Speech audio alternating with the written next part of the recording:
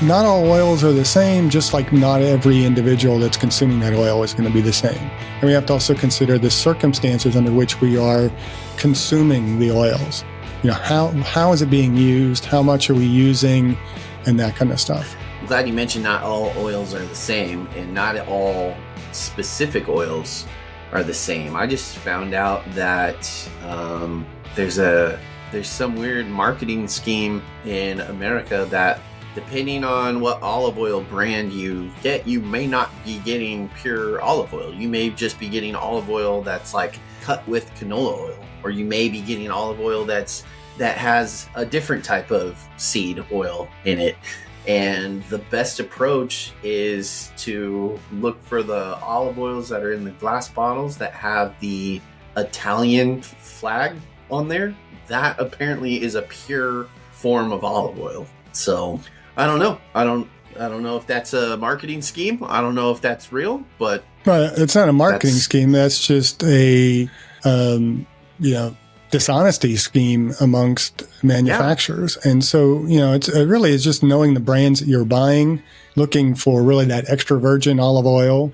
I don't know that it makes a difference whether it's in a glass bottle or a plastic bottle, although I think I would lean more into glass just simply because, it is better for our bodies. We're not getting the plastic in our system. Microplastics. And that's a whole nother podcast. But yeah, I think when you're buying olive oil, you want to buy a better quality. And so if it's too cheap, then it might be a little bit of a red flag. Now, is it really that big of an issue other than the fact that you're being deceived by the manufacturer, that you have a little bit of seed oil cutting that olive oil? It might not really be, you're looking at the literature, it may not be that significant, but you shouldn't be getting ripped off by a company.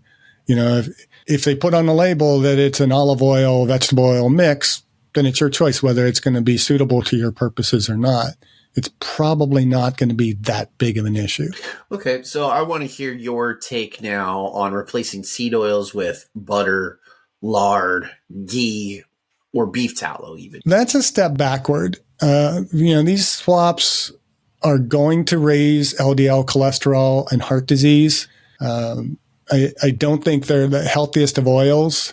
Whole food saturated fats, especially when we look at like dairy and dark chocolate, those may be okay, but how we approach the appropriateness of certain oils is going to be due to their food matrix.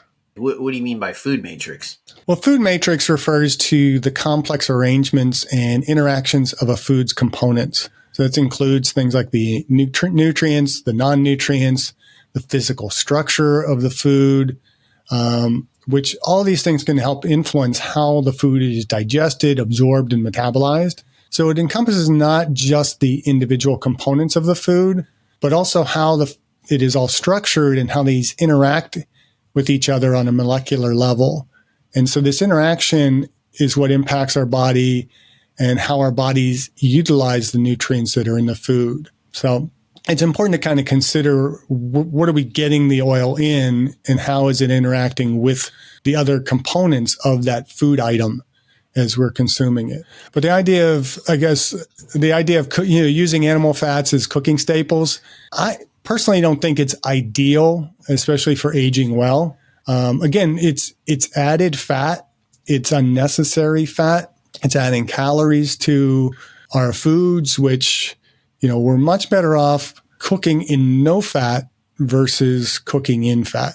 And again, you can make that argument that, refining fats as cooking staples, that, that's healthier than seed oils.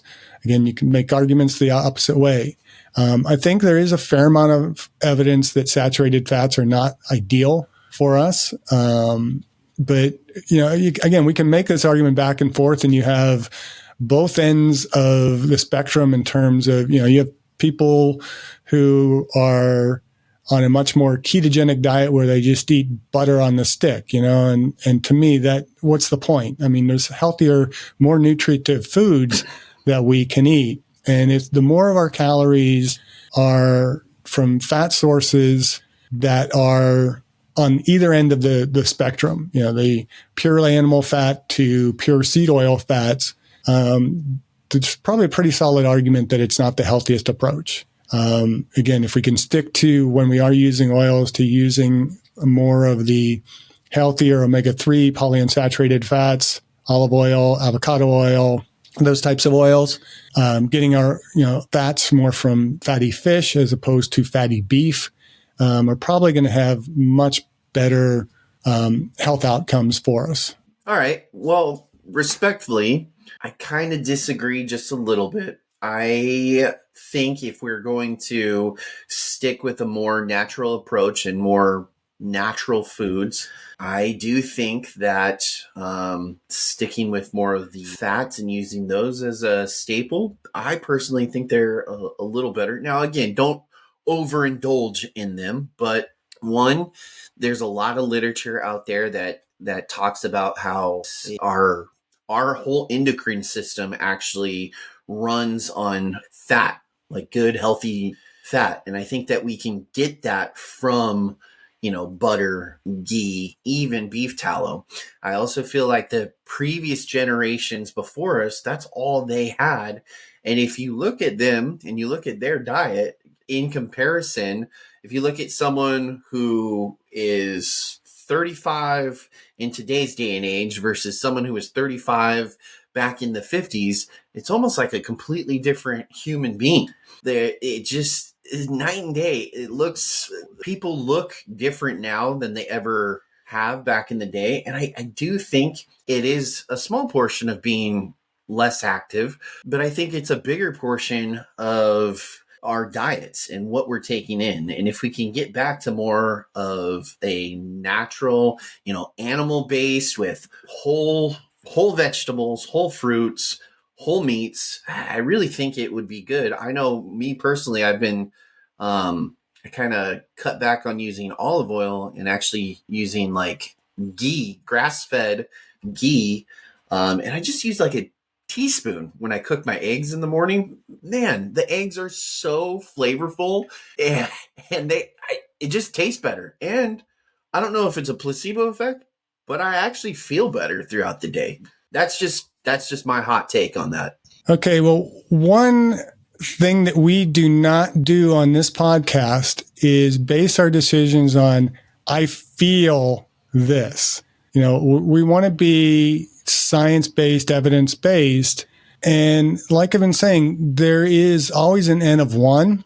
I don't, you said that, people, how different people look, 50s versus today. I think it's interesting, you see more and more of these like memes on social media where they show actors from like the 70s, 80s. And so versus now, this is somebody who, an actor, popular actor, and I'm not even going to plot any names, but, an actor from say the 80s that was like 55 when they were in a particular part. And then here's somebody 55 today and they look much, much better. That doesn't have any effect on with regards to the fats that they were consuming. In fact, back in the 50s, they might have been using a lot more animal fat. I mean, I remember growing up, my mother would, save the bacon fat in a little jar on the stove. And, when you'd fry eggs and stuff, put it on. Yeah, it tastes better, but is that healthy? It's not a matter of whether it's healthier than using seed oils. The fact is we're still using a significant amount of oils and we're still frying food. That is probably not the healthiest choice in either situation. And so, if we're going to make an argument for or against seed oils or animal fats, there has to be evidence to support that decision.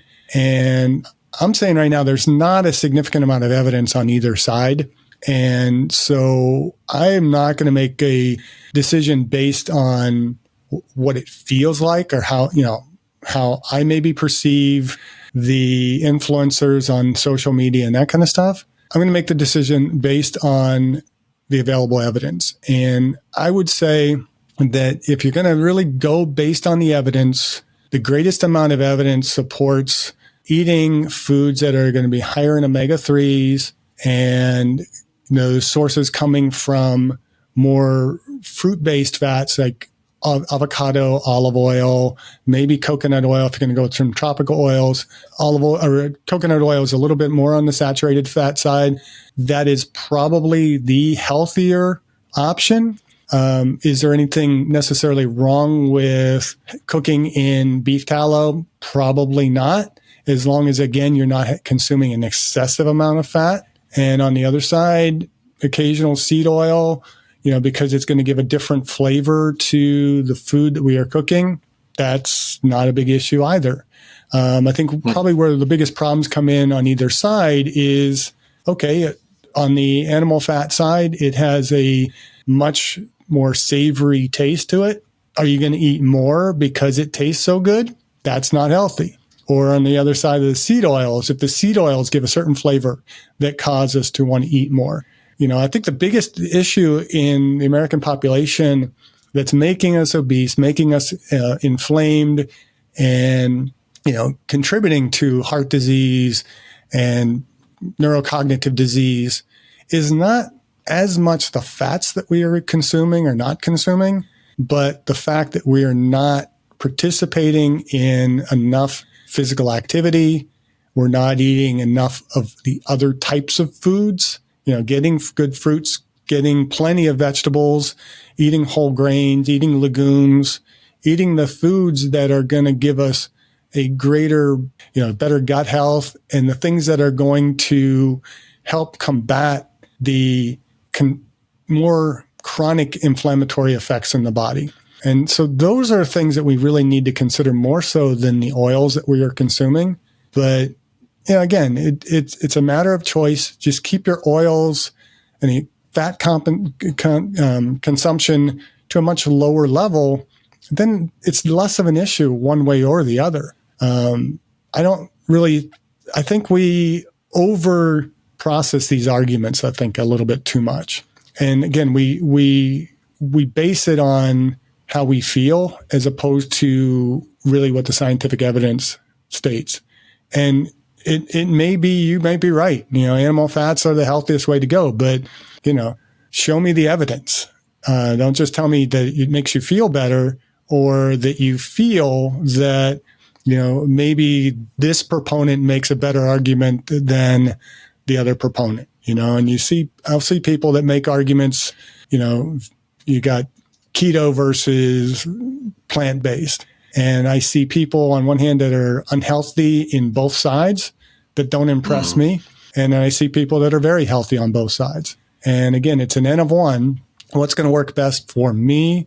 What's going to work best for our listeners and our viewers? So it almost sounds like with the whole backlash of seed oils, good, healthy, sticking with natural fats because they're more healthy. It kind of just seems like this is more about an ideology rather than science-based. Would you agree with that? Absolutely. I mean, it's a $1 trillion wellness market that's profiting from fear. We have people that are selling detoxes. You got people selling omega-3 supplements. You're talking about ancestral fats. And ancestral fats refer to the types and quantity of fats that are consumed by humans throughout our evolutionary history. And I think you kind of alluded to that a little bit. Particularly before the advent of agriculture and modern food processing, these fats are often associated with more traditional diets. So they might include sources like grass-fed animal fats, your tallow and lard, wild caught fish, certain nuts and seeds. And again, we talk about eating a seed versus eating a seed oil, and it's okay to eat a seed, but it's not okay to eat the seed oil. And it just gets a little bit muddied in terms of the arguments. And I think what we're doing is we're trying to make modern adaptations of ancestral diets that emphasize these sources. And, it's good if we are looking at these and focusing in on what are heart-healthy omega-3s and polyunsaturated fats. But we have so many of these influencers out there that are making money criticizing seed oils and selling you their alternative.